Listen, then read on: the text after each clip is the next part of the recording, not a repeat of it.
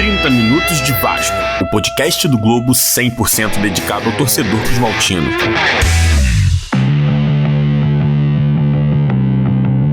Olá, chegamos ao 10º 30 Minutos de Vasco, o podcast do Jornal Globo dedicado 100% ao torcedor cruzmaltino. Toda semana no site e no seu tocador favorito temos podcasts diferentes para os 4 grandes do Rio, mas aqui você escuta meia hora só do Gigante da Colina. É só clicar aí em seguir, onde você gosta mais de ouvir os seus podcasts, que você recebe nosso programa logo que ele for ao ar toda a semana. Nas 9 edições anteriores você encontra discussões sobre eleições, modernização de São Januário, torcida feminina, esportes olímpicos e hoje vamos falar de Thales Magno. Estamos gravando esse podcast na manhã de 13 de outubro, ou seja, há exatamente um ano, aos 32 minutos do segundo tempo, rente à linha lateral de São Januário contra o Fortaleza. O camisa 11 dava um drible marcante em partida pelo Brasileiro. Eu sou Renan Damasceno e quem está sempre comigo aqui é Bruno Marinho, setorista do Vasco nos jornais O Globo e Extra. Marinho, lá em Minas a gente chama esse drible de lambreta, em outros lugares do Brasil tem outros nomes. Aqui no Rio, como vocês chamam? Tudo bem? Tudo bem, Renan. Aqui no Rio também é lambreta, né? Esse drible clássico das peladas que a gente, quando vê no campo, né, acaba até os olhos se enchendo de lágrimas, né? Bate até uma emoção, porque quando você é criança, quando você é garoto, você sempre tenta dar esse drible. Na maioria das vezes erra, mas é um drible obrigatório de quem joga uma pelada, acho que no Brasil inteiro, não só no Rio de Janeiro, a famosa lambreta. Esse lance ficou muito marcante, né, na história do Thales Magno, na curta história do Thales Magno no futebol, porque ocorreu, como você bem disse, na partida contra o Fortaleza, que foi um jogo de despedida do Thales Magno. Ele estava numa sequência de jogos muito boa pelo Vasco no Campeonato Brasileiro do ano passado, acertou esse drible desconcertante em cima do marcador do Fortaleza, que acabou sendo expulso por conta da falta que o jogador fez, e na sequência ele se apresentou à Seleção Brasileira Sub-17 para disputar o campeonato da categoria. Por conta disso, esse lance realmente ficou muito marcado na história do Thales. Para falar a respeito do Thales, um ano depois desse drible, a gente tem como convidado o jornalista e youtuber vascaíno Juninho. Fala, Juninho, como é que você tá, cara? Tudo bem? Pô, tô bem, cara. Um prazer estar aqui com vocês. Aproveitando esse assunto, eu sou capixaba, né? Apesar de morar no Rio de Janeiro, e lá a gente chamava de carretilha e na minha infância, às vezes, até de chapeuzinho. Eu acho que o chapeuzinho nunca tinha ouvido falar, não. Mas eu acho que o chapeuzinho acaba englobando tudo, né? Desde a carretilha até o tradicional lençol, né? Então, isso aí. Lá na minha infância era chapeuzinho. E, cara, como você disse, esse lance aí, esse jogo foi o ápice, né, da idolatria que estava surgindo ali entre Thales Magno e o vascaíno. Depois ele foi para a seleção, estava bem na seleção até a lesão. Esse ano, infelizmente, o Thales ainda não é aquele Thales que encantou o vascaíno do ano passado. Mas ali foi o lance que a gente olhou e falou, caramba, tá surgindo um cara diferente aí no Vasco. Tá surgindo alguém pra gente vender caro pro Real Madrid na próxima temporada.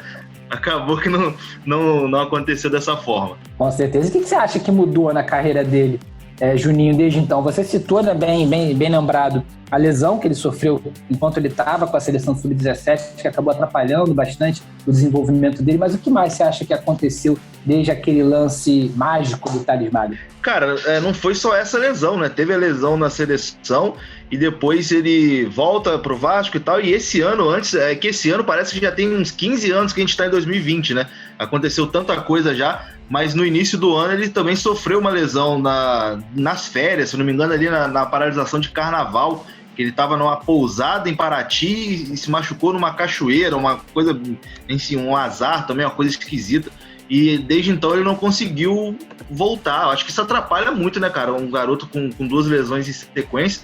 E teve também, que muita gente bate nessa tecla, do fato do Ramon meio que sacrificar ele no esquema tático antigo, né? Que ele jogava ali praticamente como um ponta pela esquerda, um ala pela esquerda, não como jogava anteriormente. Então acho que isso também influenciou um pouco. Tanto que na última partida contra o Flamengo a gente pôde ver ele um pouco mais solto, mais leve, participando mais. Então acho que, cara, foi uma série de fatores, né? A volta de lesão que atrapalha bastante, a má escalação ali em campo, né? Ele jogando meio que fora de posição, e também é uma oscilação natural que a gente está falando de um moleque de 18 anos, né, um adolescente. A gente, quando tinha aí 17, 18 anos, tem certeza que nenhum da gente aqui, ou quem tá ouvindo, tava dando uma carretilha e sendo comparado aí com a nova promessa da seleção brasileira. Então é normal o moleque oscilar também, né? Não é para qualquer um também essa responsabilidade de ter 17 anos e ter que resolver os problemas do Vasco, porque ele é um cara que chega com uma responsabilidade gigante, não é para complementar, não, é para ser o cara. Então é muita coisa em cima do moleque. Resolver os problemas dentro de campo e fora de campo, né? Terrível, né? Responsabilidade dupla. Exatamente. Chega para treinar, tá o porteiro olhando assim, meu salário vem daqui 3 meses. É complicado, tem que jogar bola para poder ser vendido e pagar a gente. E eu lembro, tanto Marinho e Juninho, que esse jogo a gente tá falando de 3 de outubro, um pouco antes o Vasco jogou contra o Atlético no Independência, uma vitória, foi 2-1 ali, um gol do Rossi, eu não lembro quem que marcou outro gol, foi o Marcos Júnior. E foi o Marcos Júnior, né? E eu lembro isso, que a gente eu fui pro estádio ali sabendo que o Vasco tinha um jogador de 17 anos, que pô, legal, vamos assistir ali, tava todo aquele momento, então o Brasil inteiro começa a olhar um jogador de 17 anos, e um ano, pouco depois da venda do Paulinho, né, então assim, já vai pro estádio, ou seja, o Brasil inteiro já começa a ficar de olho ali, pô, tá nascendo um novo cara, esse aí vai, seleção brasileira, sub-17, então assim, aquele momento ali do mês de outubro realmente foi um mês que todo mundo tava olhando o Thales Magno diferente, então assim, foi realmente marcante. E tem outro caso muito interessante na questão do Thales, que é a camisa 11. O Vasco, desde o Romário, não tem um grande camisa 11 goleador. O goleador desse ano é o Cano, que é o 14, o Thales está com a 11. E Marinho, existe uma história da maldição da camisa 11? A gente estava lembrando aqui de alguns camisas 11, fazendo a pauta do programa aqui, Maxi Lopes foi um dos mais recentes, Carlos Tenório, Leandro Amaral, enfim, tantos depois de Romário, e nenhum foi aquele cara, né? O cara da camisa 11, desde Romário, não tem, né? Sim, é verdade. O próprio Juninho, ele levantou essa bola num Twitter dele recente, quando eu estava fechando o convidado, né, para esse nosso episódio do podcast, eu fui dar uma olhada no Twitter do Juninho, dar uma olhada sobre o que ele estava escrevendo, e ele falou exatamente isso, e me chamou a atenção, é verdade, desde o Romário. Tudo bem, né, que a gente tem uma comparação com um sarrafo altíssimo, talvez o maior sarrafo de todos os tempos em relação a centroavante, mas a verdade é que desde o Romário a camisa 11 do Vasco não consegue ter um representante ali à altura que realmente faça jus ao peso do número, né? O Thales Magno, nesse período pré-seleção sub-17, nesse período em que ele deu esse drible da Lambreta, ele jogava com 43, em 2020 ele passou a vestir a camisa 11 e tem essa queda aí assintosa, né, de rendimento. Fala um pouquinho, Juninho, você acredita nisso, cara? Essas coisas de superstição é meio de botafoguense, cara, não casa muito com o Vasco não, mas você acredita nessa maldição aí, velho? Ah, cara, eu acho que a superstição cabe pra todo mundo no futebol, né? É claro que não foi por isso que o Thales Magno parou de jogar, mas eu acho que no futebol e na vida tem umas coisas sem explicação, cara. Às vezes o cara tá sem confiança, o cara se apega numa coisa pequena, numa bobeira dessa, tipo, pô, volta pra 43 aí pra ver no que dá. Aí, pô, só daquele fato do cara tá com a 43 de novo, o cara vai pensar, pô, sei lá, vai que era isso mesmo. Talvez a confiança volte, o cara faz uma boa partida, e aí vira isso, né? Quem vai falar que não é isso? E isso é muito maluco, cara, que desde que o Vasco desaposentou a 11, né? Porque teve essa história. O Romário, quando saiu, o Eurico aposentou a 11, e aí, desde que a 11 foi desaposentada, ninguém conseguiu jogar com essa camisa. Ninguém mesmo. O Leandro Amaral era 19, jogava pra cacete. Com a 11 foi rebaixado. Então, não tem. São coisas do futebol que não tem como explicar. Eu sou a favor do Thales voltar com a 43, cara. Óbvio que não é isso que tá fazendo o Thales jogar mal. A gente até elencou algumas possibilidades aqui.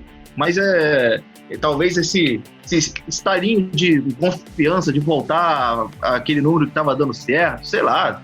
Tem jogador que joga a vida inteira com um número e confia que é aquilo que faz ele ser o cara, por que não? O Maxi Lopes deu uma enganada, né? Deu uma impressãozinha ali que ia poder fazer ali frente ali com a 11, mas depois, né, acho que o peso pesou. Não só o peso da camisa, né? Não só o peso. Talvez pelo fato dele ser mais pesado que a camisa, ali não teve muito não fez muita diferença pra ele. A camisa que sentiu o peso dele. Aproveitando esse gancho de bobeira, cara, teve um Vasco e Santos no Maracanã, que o Vasco até levou 3-0. Ali o Vasco ressurgiu o Gabriel Barbosa ali, que não fazia gol há... claro, eu lembro desse jogo. E aí, nesse jogo eu fiz o match day, né, no Maracanã. Aí eu tava lá filmando pro canal e tal, aí eu vi a camisa do Max. Naquela época o Max era o deus ali, né, do vascaíno. Sim. Aí todo mundo falando do Max gordo, eu falei, estão falando que o Max é gordo, vamos ver o tamanho da camisa dele, vamos ver se é GG mesmo. E a camisa era GG, cara. A camisa do Max era GG, cara. Eu falei, caraca, nem botei no canal, na edição. Eu não vou fazer isso. Isso é batom na cueca, né? Isso é batom na cueca, vai discutir como isso aí. GG é que eu tô usando, pô, aí é brabo. Muito bom. Cara, e me fala uma coisa, o que você achou? Eu tive um pouquinho essa impressão, o jogo depois, no desenrolar do jogo, deixou um pouquinho isso meio na dúvida pra mim, mas de início eu tive uma impressão que ele no clássico, o Tales foi bem. No geral, assim, eu acho que a análise dá pra se fazer que ele foi bem contra o Flamengo, não só pelo gol, mas também porque ele foi escalado um pouquinho mais à frente, mais próximo do cano, sem tantas responsabilidades defensivas. Você também acha, cara? O que você achou do Tales contra o Flamengo?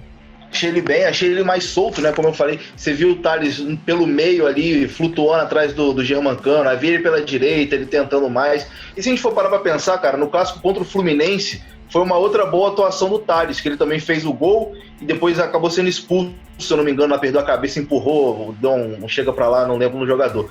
Então, foram duas boas atuações que ele fez, marcou gol, só que foi ofuscado porque o Vasco perdeu o clássico, né? E ninguém lembra que o cara foi bem. Se o Vasco tivesse vencido esse jogo de 1-0 contra o Flamengo, provavelmente o assunto já seria, o Tales voltou, alguma coisa do tipo, mas como perdeu, acaba tudo sendo ofuscado. Mas eu acho que essa mudança de posicionamento do Tales vai ser importante. Já deu para perceber que ele está bem mais à vontade ali na posição atual, no 4-4-2, que a gente já pedia nas sociais há pelo menos um mês, né, que o Ramon não escutava a gente.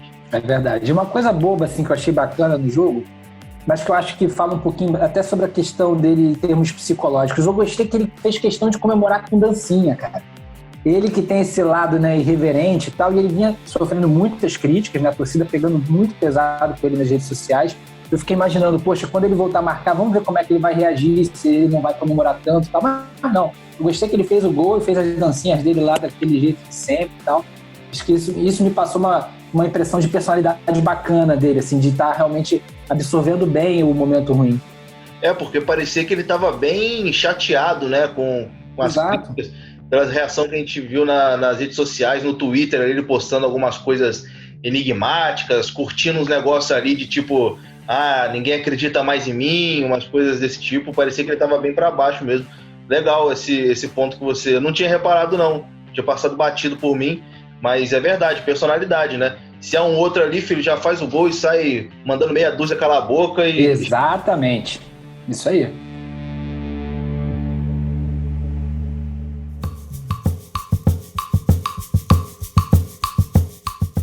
Essa questão da confiança em campo realmente determina a atuação e o desenvolvimento de um jogador, né?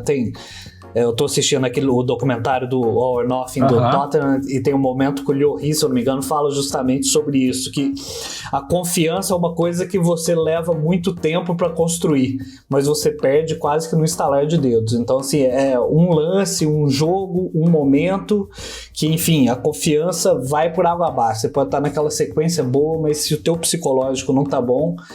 E é isso que a gente fala desde o início, né? Uma coisa são jogadores já consolidados, outra coisa é um garoto de 17, 18 anos que vai lá em cima, né? No alto da colina e depois do nada começa a ver a questão física, a questão das críticas, tudo jogando para baixo. Então, a confiança realmente você perde ela no estalar de Deus, assim, é muito rápido. E para falar um pouco, Marinho, Juninho, sobre esse momento do Thales Magno, enfim, esse último ano e também o que a gente pode esperar dele nos próximos dos próximos meses aí. Eu gostaria de chamar uma participação muito especial aqui, que não teve com a gente na semana passada, porque na semana passada fizemos um programa inteiro sobre esportes olímpicos, vocês podem acompanhar aí no seu tocador de podcast. Eu vou chamar o nosso colunista Carlos Eduardo Mansur, que escreve sempre às sextas e às segundas-feiras no Jornal o Globo, e aqui ele sempre participa com o quadro Fala Mansa.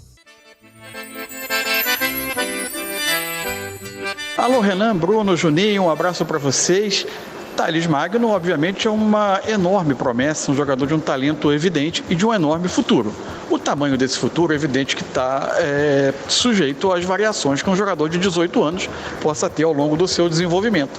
E, em geral, como no futebol brasileiro as chances a jovens quase sempre vêm mais facilmente em clubes fragilizados economicamente, normalmente as equipes em onde esses jovens entram não são o melhor ambiente para o desenvolvimento, porque há muita pressão, muita instabilidade, e o Vasco, obviamente, não é diferente. Se discute muito nesse momento a posição melhor para ele. Me parece que é um jogador de enorme criatividade e que se beneficia de ser um segundo atacante, ou seja, causando mais imprevisibilidade ao adversário, podendo jogar pelo centro do ataque, se mover na entrada da área, eventualmente buscar o lado do campo, mas sempre como um jogador imprevisível, mais difícil de ser decifrado pelo seu marcador. Agora, que pode se beneficiar sendo um ponta, caso o time crie situações para que ele receba essa bola no 1 contra 1 e não absolutamente encaixotada na marcação.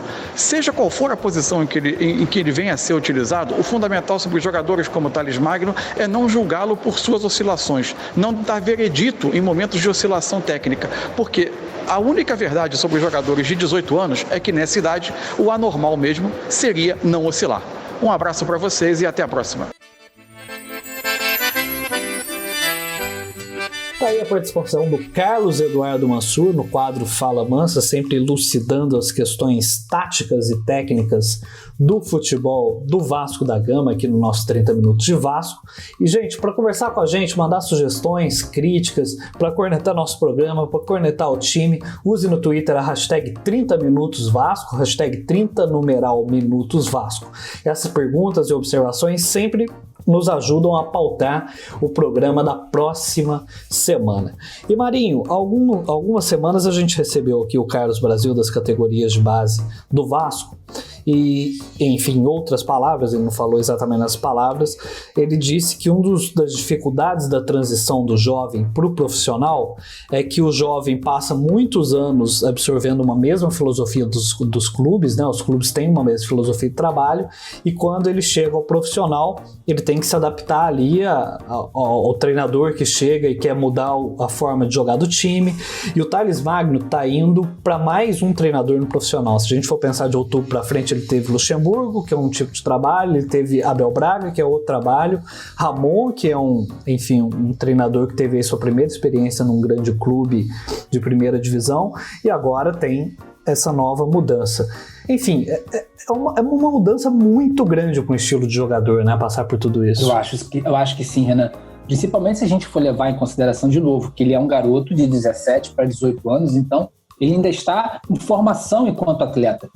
Jogadores mais velhos, sempre o jogador de futebol ele tem sempre que aprimorar aspectos do jogo dele, a gente vê a evolução, tanto que tem jogadores que estouram com 26, tem outros jogadores que estouram com quase 30 anos, porque é justamente o tempo que ele leva para amadurecer, para aprimorar todos os seus quesitos, né, todos os seus fundamentos no jogo. O Thales tem só 17 para 18, então você para pensar que um garoto com tantas coisas ainda para serem lapidadas passa por 3 técnicos diferentes, vai chegar agora um quarto. A gente não sabe ainda, até o momento em que a gente grava esse podcast, a gente não tem ainda a definição do nome do novo técnico do Vasco, mas enfim, será mais um a ter o jogador nas mãos e ter essa responsabilidade de não só exigir rendimento técnico dele para que ele possa, de fato, ajudar o Vasco a vencer as partidas, mas também ter um trabalho ali professoral, de poder lapidar o garoto, de poder ensinar ele os melhores atalhos para que ele possa potencializar o jogo dele. Eu acho que isso é muito importante. Não sei se o Vasco está levando isso em consideração na hora de escolher esse treinador, até porque as necessidades do Vasco são outras, eu acho, em termos de prioridade. O time tenta aí voltar a vencer, a ter uma sequência de vitórias no Campeonato Brasileiro, e imagino que isso esteja norteando a escolha do técnico. Mas você ter também um treinador que saiba trabalhar com promessas, que saiba lapidar esses jogadores e o Tales é o principal deles, seria muito importante. O que você acha disso, Juninho? Bom, eu acho que com toda a certeza do mundo o Vasco não está procurando um treinador assim para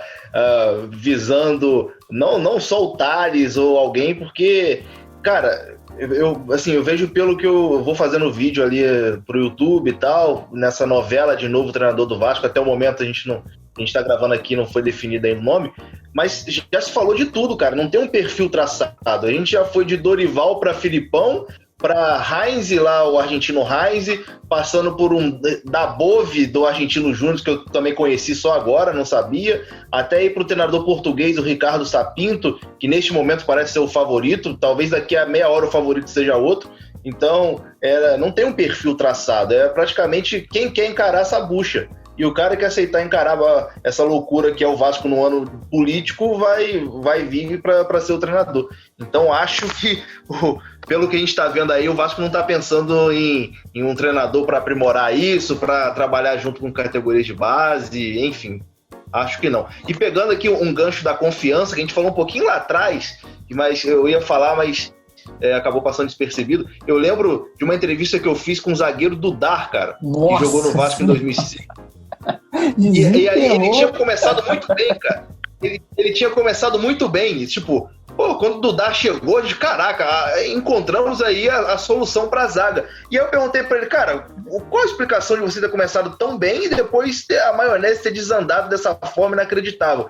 Ele falou, cara, depois que eu perdi o pênalti contra o Flamengo, eu não consegui mais jogar. A confiança acabou. Eu entrava em campo já e eu não confiava mais em mim. Tudo que estava dando certo começou a dar errado. E ele, dali em diante do pênalti que eu perdi contra o Flamengo, eu não consegui mais recuperar a confiança, não consegui jogar. E aí foi pro futebol da Suíça depois, até teve uma boa passagem e tal. Ele falou, cara, dali em diante eu não consegui mais jogar no Vasco. Talvez se eu não tivesse batido aquele pênalti, perdido aquele pênalti, a minha passagem pelo Vasco teria sido outra. Então, cara, confiança é uma coisa inacreditável, tá na mente da pessoa. Se você não se acha capaz de fazer aquilo, tu não vai conseguir mais. Então, é importante pro Tales recuperar a confiança.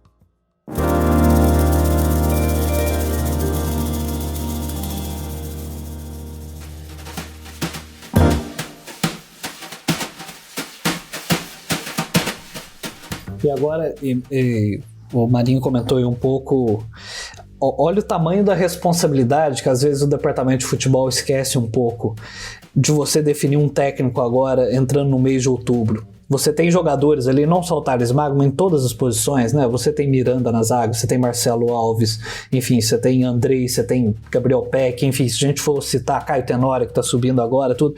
Ou seja, são jogadores que você tem que trabalhar agora para eles darem resultados no ano que vem, dentro de 1, 2 temporadas. Então, se você faz uma escolha ruim de técnico agora, você não está comprometendo só essa temporada do Vasco. Você pode estar comprometendo 1, 2 temporadas. Então, além de você ficar pagando o treinador, né? Porque você rescinde com o treinador daqui 3, 4 meses e continua pagando ele 2 anos.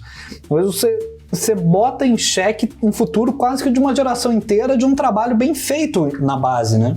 Complicado. Eu até tinha comentado com alguns amigos que esse treinador que chegar agora no Vasco, esse bombeiro, vamos dizer assim, tinha que ser aquele típico treinador de chegar agora para fechar a casinha, fazer os 46 pontos e a partir de quando terminar essa temporada o Vasco já pensar num treinador para começar um trabalho.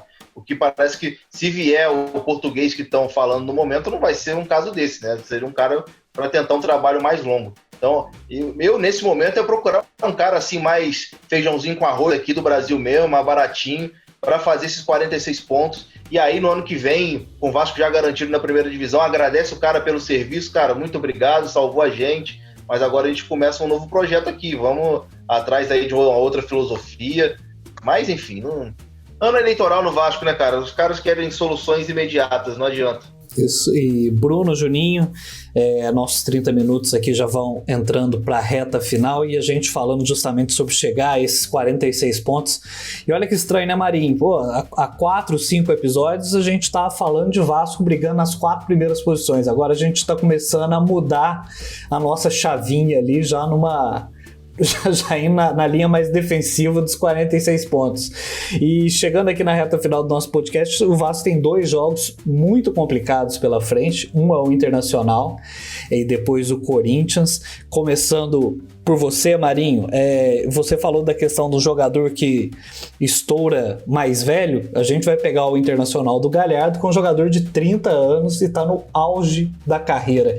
Quem diria que a gente falaria do Galhardo como a grande estrela, né? Pensando até na passagem dele no Vasco, na grande estrela desse Inter e Vasco no próximo final de semana. Como que tá o Vasco para esses 2 próximos jogos? É verdade, é uma surpresa. Não que ele tenha tido uma passagem ruim pelo Vasco, mas teve alguns problemas extra-campo ali que atrapalharam um pouquinho o desempenho dele no Vasco em 2018, ali comecinho de 2019, mas agora ele no Internacional realmente tem sido um jogador decisivo. Eu acho que para esse jogo o Vasco tem mais uma semana cheia, mas que, infelizmente, ela é uma semana cheia que talvez não passe a ser aproveitada na sua plenitude, porque você ainda não tem um técnico definido, né, para trabalhar aí com esses jogadores. O Vasco continua com o Gracelli, interinamente, enquanto esse novo treinador não chegar. Dependendo de quando ele chegar, de onde ele vier, essa chegada não vai ser rápida, então, provavelmente, essa semana aí, talvez esse novo técnico tenha 1 ou 2 dias de trabalho até o jogo contra o Internacional. Não é muita coisa. Eu acho que o Vasco tem que priorizar recuperar fisicamente os atletas, né? Porque isso depende menos desse treinador novo ter assumido o comando do time. E ainda assim é um jogo muito difícil. Eu acho que se o Vasco conseguir um empate no Beira-Rio já vai ser um ótimo resultado.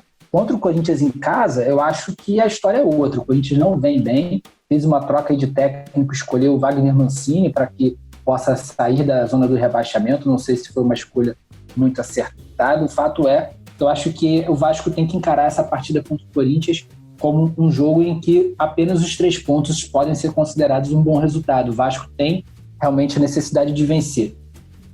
Você falou, né, Renan, a respeito dessa oscilação do Vasco, né? Estávamos falando de G6, agora a gente já começa a contar aí os 46 pontos para escapar do rebaixamento. Eu ainda acho que não é nem tanto ao céu, nem tanto ao inferno. Acho que talvez estávamos nos precipitando um pouco em ficar tratando de G6 como sendo uma realidade do Vasco para o Campeonato Brasileiro, mas tampouco acho que o Vasco brigue para não cair. Eu acho que o Vasco tem aí a condição de passar um campeonato no meio da tabela, sem maiores sustos. Não, então, acho que o Vasco tem realmente o time para ficar no meio da tabela. Óbvio que quando o Vasco estava ali na liderança, a gente aproveitou aqui, zoamos pra caramba. Agora é a hora que os tweets antigos começam a ser resgatados, né? A zoeira dos rivais. Eu e meu amigo João Mirante estamos sofrendo bastante com isso, da galera lá zoando o Ramonizado, essas coisas aí. Mas, enfim, tem que aproveitar o bom momento, senão a gente vai ficar doido, porque a gente quase não tem um momento bom, né? Quando tem ali, mesmo a gente sabendo que é uma felicidade passageira e momentânea, a gente tem que aproveitar esse bom momento. Mas foi importante pro Vasco somar essa gordurinha que não existe mais, né?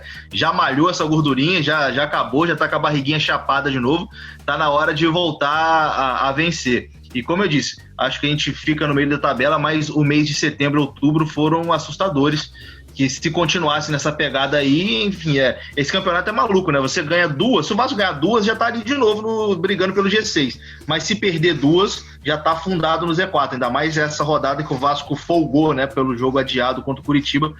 O Vasco já entra mais pressionado ainda contra o Internacional. De Thiago Galhardo, que era um dos meus perseguidos quando estava no Vasco, que eu não aturava Thiago Galhardo, mais um que provavelmente terei postagens antigas resgatadas no domingo. Eu fico fazendo provas contra mim mesmo, né? Arrumo sarna para me coçar na internet. E contra o Corinthians, cara, o Vasco não ganha do Corinthians desde 2010, né? Se não ganhar agora, pelo amor de Deus. Se não ganhar desse Corinthians agora, não ganha nunca mais. É hora de quebrar esse tabu aí.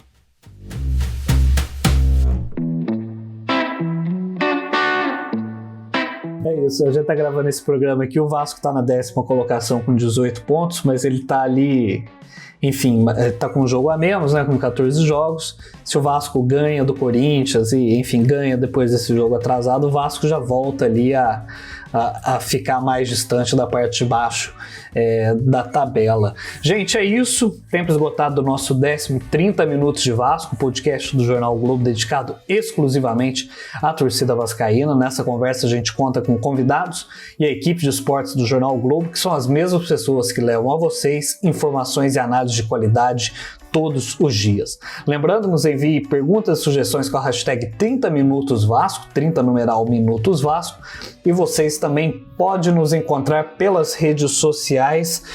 Juninho, me fala suas redes sociais. O torcedor te encontra pelo YouTube, Twitter, enfim, tá em todos os lugares. Tô lá em todas as redes sociais possíveis, todos os sites possíveis aí, falando as groselinhas sobre o Vasco, dando os pitacos, enfim, falando do dia a dia do clube. No YouTube é o canal Machão da Gama, no Twitter, @PimpesJunim, meu Instagram também, @PimpesJunim, que vou aqui fazer essa confidência que pouca gente sabe, mas o Pimpes é por conta de Rodrigo Pimpão, que eu criei isso em 2009, cara. Criei em 2009 esse @, achei maneirinho, tá aí até hoje, agora não tem como mais mudar, né? Caiu na boca da galera, vai ter que ficar, mas é por conta de Rodrigo Pimpão. Que situação, a minha vascarense é antiga, antes de ter a palavra. É outro que vestiu a camisa 11 aí, que a gente conversou mais cedo também. É outro que passou nessa sequência. Talvez o último bom camisa 11 do Vasco. Nossa senhora, que drama. Meu Deus do céu. Vive um drama, hein? Vive um drama, camisa 11 do Vasco. Juninho, muito obrigado pela sua participação, viu? Cara, eu que agradeço o convite, um prazerzaço estar aqui. Isso aqui é pra pegar e mandar pra família, né? Mãe, tô na Globo, o tradicional. E é isso, valeu mesmo, galera. Valeu. Marinho, muito obrigado. Semana que vem estamos aqui de novo, né? Com certeza, Renan. Obrigadão, Juninho. Foi um bate-papo ótimo, super divertido. Semana que vem estamos aqui para o próximo episódio. Valeu, gente. A edição deste podcast de Matheus Correia, coordenação de Roberto Maltic e Thales Machado. Até semana que vem, então. Tchau. 30 Minutos de Vasco, o podcast do Globo 100% dedicado ao torcedor cruzmaltino.